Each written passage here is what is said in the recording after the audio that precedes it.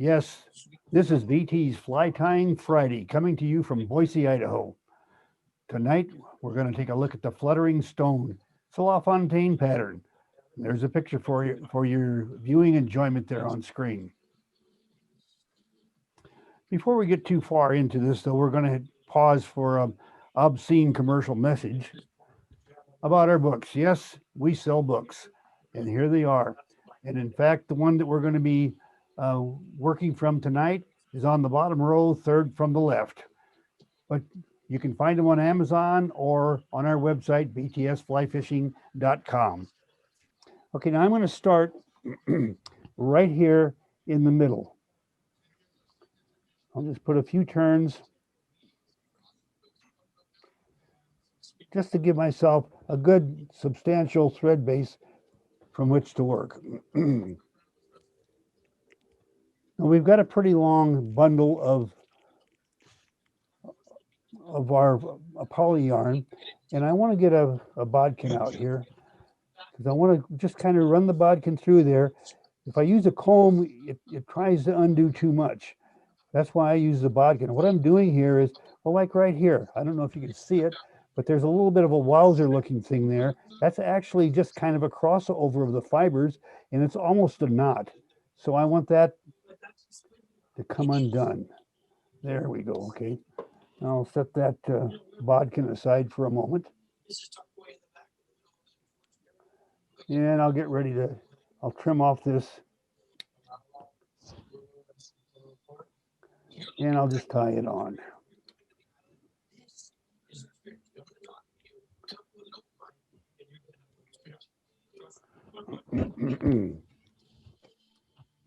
Now I'll just turn this bundle around and I'll unsnarl, if you will, the other end. Okay, we'll just, I want you to notice that I am going to advance my thread slightly forward so that I'm tying on the bare hook again, rather than, I don't want to tie up on top of it like that because it's too big of a bump, if you will. We call that the cliff. And what I want to do is, by moving forward just a little bit, I am building a sloping platform on which to tie my hair and to wrap my hackle. Now, before I go any further, I want to talk about this fly's history. Before I go any further, let me cut that off. We'll just call that an extended body, and I'll just run my bodkin through real quick just to make sure that everything's is combed, if you will. I want you to notice that the length of the body, I already talked about that with the person that was questioning, but anyway, the length of the extension is equal to the hook shank of another hook. In other words, a number 10 hook that we have here in the vise. Now, let's get back over here and get a bundle of hair. Now, I can set this light colored one aside because we already know that I'm going to get some off of this darker colored one. I want you to notice how I get the hair or clip the hair out of the bundle. What I do not do is what I often see people do is they'll get things bent over like this and try to cut it out, and it just ends up making a real mess out of what's remaining on the hide, which I call the stubble. And that stubble gets too high and you have a tough time cutting the next bundle of hair out. So what I'm going to do here now is just reach my scissor points in there until I have what I think is enough hair to do the job. Cut it as close to the hide as I can get it. Now let's move back over to the vise for a moment. And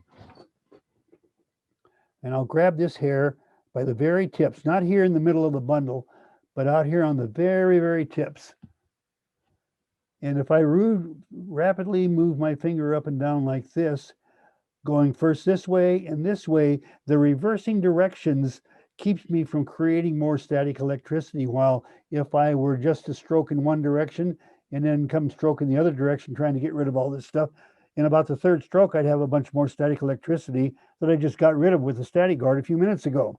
So up and down real fast, but I don't want that fuzz getting all over my camera, so I'm going to slip out over the garbage can off screen, and I'll be right back. Anyway, so I'm going to get my hair stacker out here, my old buddy that's been with me for 40 years, one that I made myself, and just back those fibers in the stacker and tap it into place. Oh, but before I do that, that's right, we're tying Gary's version of this fly. So I better get forward here and let it hang right there because we have to add the antenna. Now the antenna are going to be made out of this monofilament that I colored brown with a felt tip marker. So I'm just going to start with by tying on a piece of this monofilament, and I want you to notice that it's kind of pointing upward. And as I pull, I want you to notice that the thread torque repositions that so it's kind of off to the side. Now I need to slant it just a little bit more than what I did, so there we go. That's off to the side, just the way I want it. Trim that off. And it's because now what I'm going to have to do is tilt this down just a little bit to get the other one to come in line, using thread torque to pull it up into position. There we go, right there. Okay, good. Right, trim that off. I'll get my clip out here because I guarantee I'll never find that darn thing again if I ever lay it down. Now I'm going to pull this out to the end and just cut them off. And how long are they? Oh, about the hook shank, give or take. Let me see. Better cut them a little bit more. There we go. All right. So now we're back to that hair that I put in the stacker. And I'm not going to tie that hair on right there at this position. Rather, I am going to do it in the middle of what I call the platform.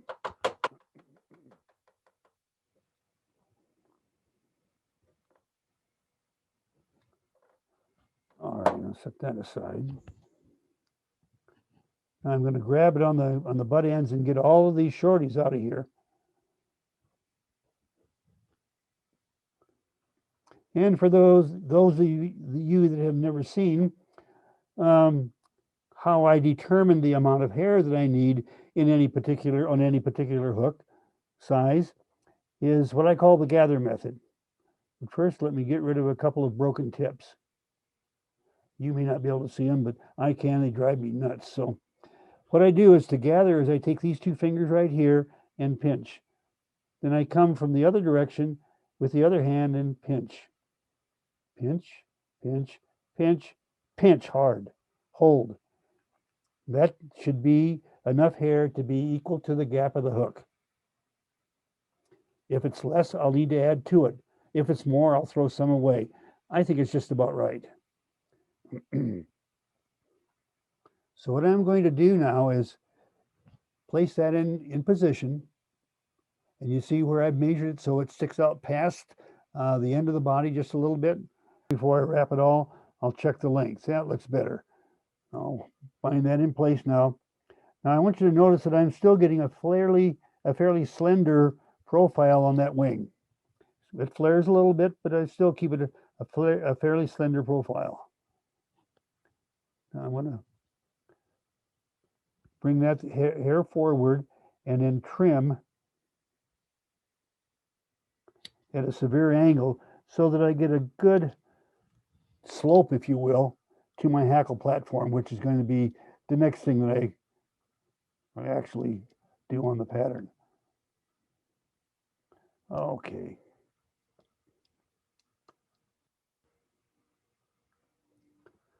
Now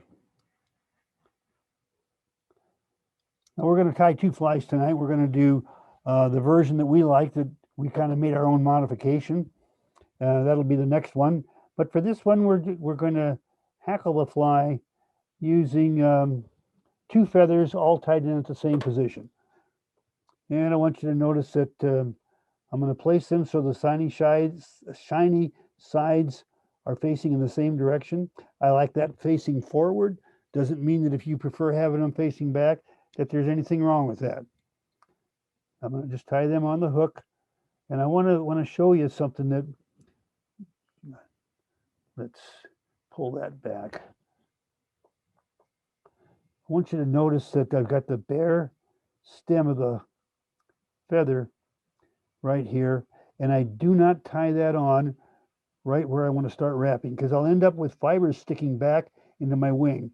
What I do is I make certain that I've got bare stem to make that first portion of a wrap.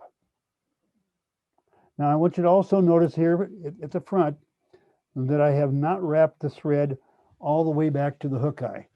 I don't know if you can see that really well or not, but well, there you can get a better view of it. It's not quite all the way back. That's for the first tackle. And I'm going to take this first tackle and wrap it forward with semi-open turns, leaving enough space for the next tackle to fill in. Until I reach that place where I stopped. I'm going to pull that up straight.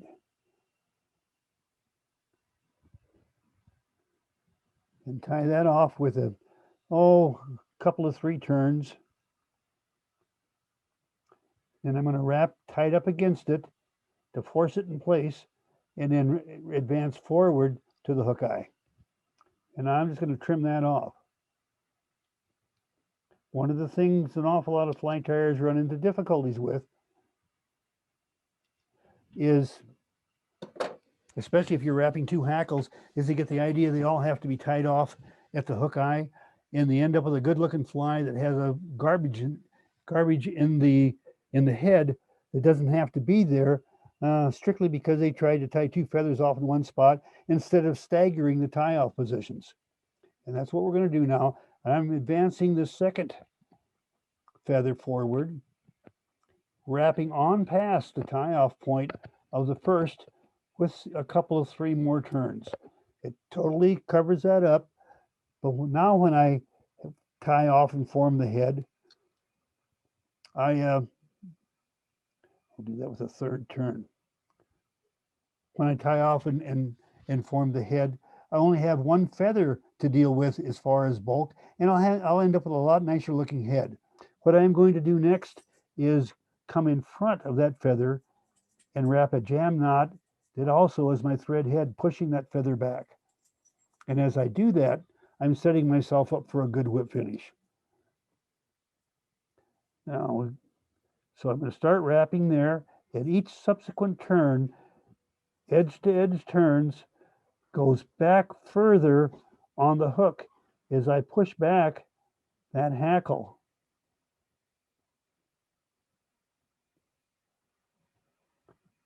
Now you see how that feather kicks back like that out of the way? It's what we call dog legging, and now and wrapping the head is the jam knot, and we call it dog legging and jamming. To do a good whip finish, the thread must be at the back of the head, and each turn in the whip advances closer to the eye. You do not start at the eye and wrap towards the back.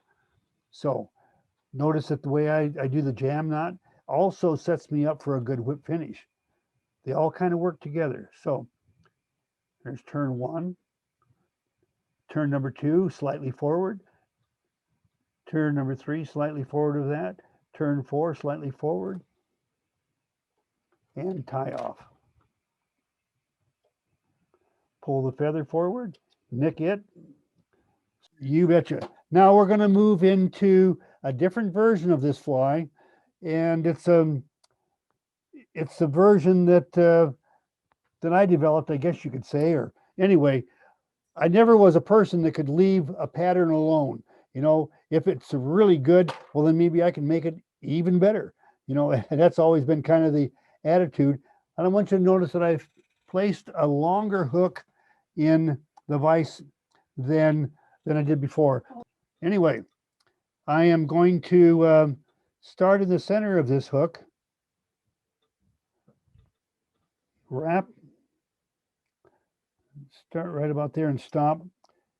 And if you recall that bundle of velour, which is nothing more than chenille. I'm just going to tie that on as I wrap towards the end of the shank.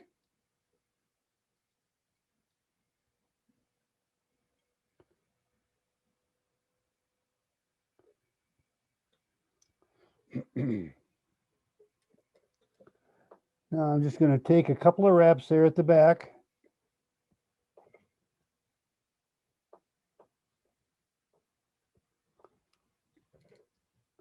And tie that in place. And what I'm doing is creating an egg bundle, if you will, for an egg-laying female. Now let me trim this off. And now we're going to go right back to where we were before.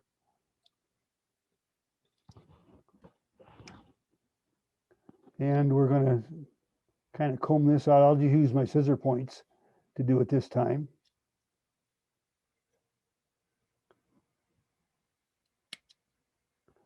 Tie that in place.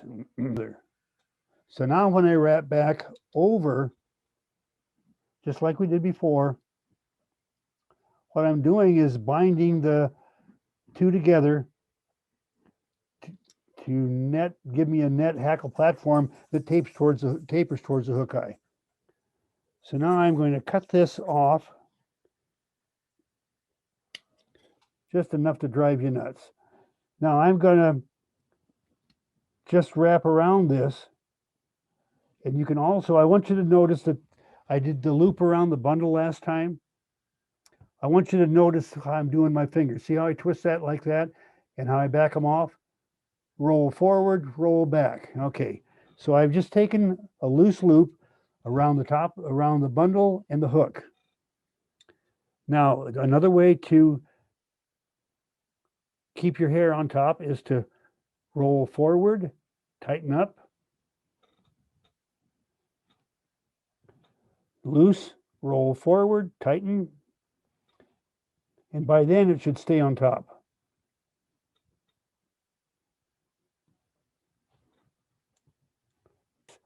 Now you remember last time we tied 2 feathers on at the back. And this time, most of you have probably already seen this, so it's getting pretty boring for you. If you've watched the stuff that Gretchen and I do, the truth of the matter is we probably only know about 3 things, and you've already seen them all and all the different configurations that we could figure out to do. But I do want to point out something because I've got a feather here that falls in line with what I'm going to try to show you. I want you to notice that the feather has fibers a little bit longer right here than they do up here. It's what we call it a Christmas tree hackle, and they tend to be feathers that are on a saddle and in what I call the center of the saddle rather than the sides of the saddle. And I want you to take a look at the platform that we're going to be wrapping those longer fibers on. Well, it's narrow. The platform is not as big around as it is up at this end. So as the fibers get smaller, the base gets bigger, and darned if we don't end up with hackle that looks out of a Christmas tree hackle that is really tough to get them to lay right for you and to look good on a fly. It can actually look very good. But I'm going to wrap this first backwards, starting at the front. And it's also a way, putting your hackle on this way, I want you to notice, let me get my pointer out. You see right here is an area we call down the hill.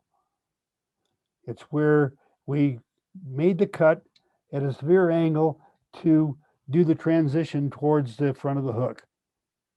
And that will sometimes, especially if you don't do a good job of cutting off, it will make a place that the hackle wants to slip down, especially if you are wrapping from back to front.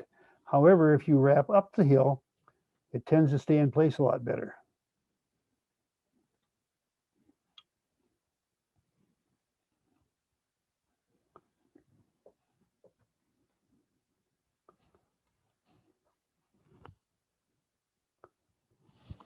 Okay, I better get myself a hackle pliers or I'm not going to make it.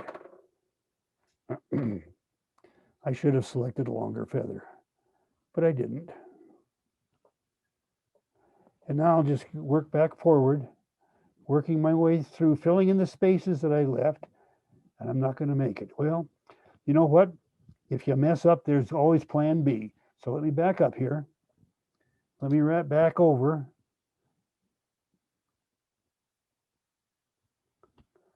One of the things that's positive about that is in wrapping over it like that, what I end up with is hackle that's already bound in place.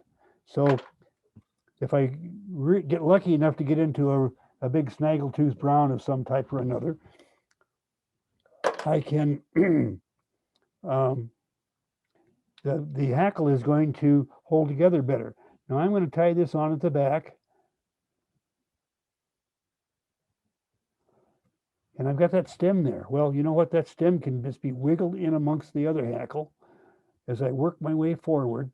Can't tell you how many times I've had to get myself out of this kind of a jam in years past as a commercial tire. Okay. Now I'll wrap forward and I've got a brand new hackle to start my trip forward.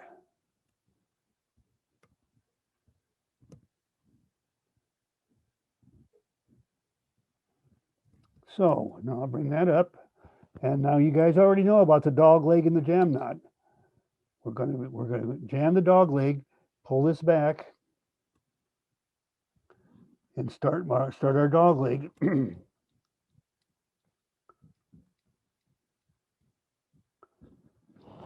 And set ourselves up for the good whip. And each turn on the whip finish, it starts at the back of the head, and each subsequent turn gets one turn closer to the front. First turn, second, third, and fourth right at the eye. That'll pull through and make a good whip finish. Get rid of the excess hackle, set that down, and now we have the egg-laying fluttering stone.